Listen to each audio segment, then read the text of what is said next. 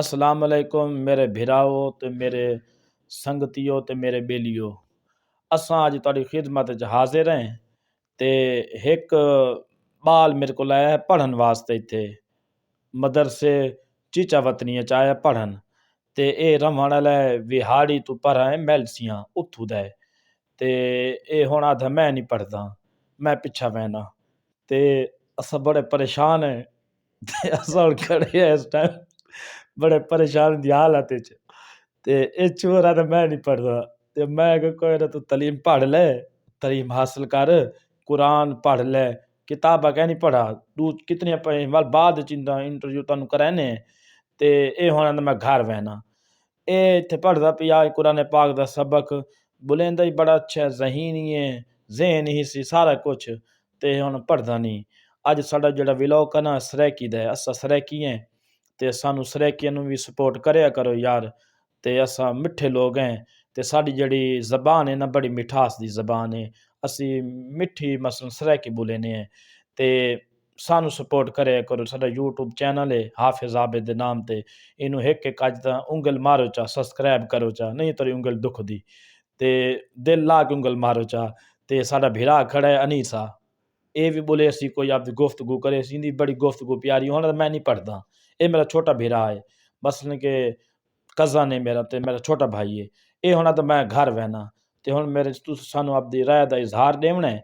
ते हुण असां इनू अब तुहानू इंटरव्यू कराने हुण के आखदा पता नहीं मैनू सवेर तक मैं घर बहना ते मैं बड़ा परेशान हाँ ये पता ये परेशान क्या नहीं मैं परेशान हाँ ये तुहानू मिलने अनीस नाल अस्सलाम वालेकुम अस्सलाम वालेकुम। वालेकुम सलाम दसो भाईजान किदे वहंदे वे घर बने से दसो ना दे घर बने इत्थे दिल नहीं लगदा इत्ते क्यों नहीं दिल लगदा कोई दसो ना वजूहात कोई बस इत्थे दिल नहीं लगदा क्यों नहीं लगदा कित्थे ते रवण वाले वे सिरैकी मैल सीध पर बिहाड़ी हाँ उदे दस ना भाई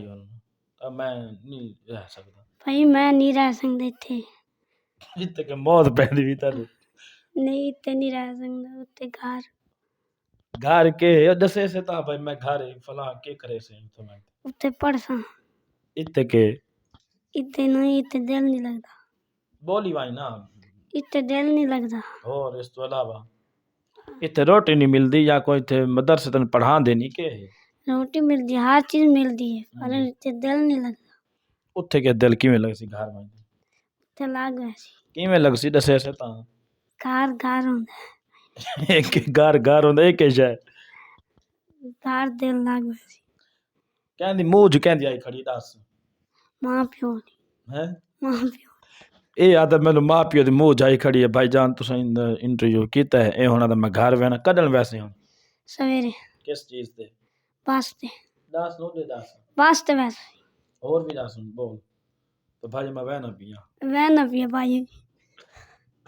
ਪੜਨ ਵਾਸਤੇ ਆਇਆ ਤੂੰ ਤਾਂ पढ़ने वास्ते आया हूँ वह ना पिया घर ਪਿਓ ਦਾ कितने पैसे लाते हैं 3-4 हज़ार तो लाए देख 3-4 हज़ार भी लाई खड़ा है होना तो मैं घर बहना भाई यार तुसा इनू सानू राय दा इजहार दिओ ये हुण नहीं पढ़दा टोपी भी सिर रखी खड़ा है ते काला ड्रेस भी सूट भी काला पाई खड़ा है होना तो मैं घर बहना यार कोई सानू दसो राय दा इजहार दिओ असां ना इनू हुण के करूं बड़े परेशान है दस हुण यार ओ भाई तन इंतजार खड़े बस घर कोई अपना कोई गाल शोली सुना दे कोई तन कोई गाल याद हो सरे की कोई भी यार घर के करे से उठे घर वहीं तो पढ़ सकते पढ़न तो अलावा भी काम के करेंगे कोई काम के करे से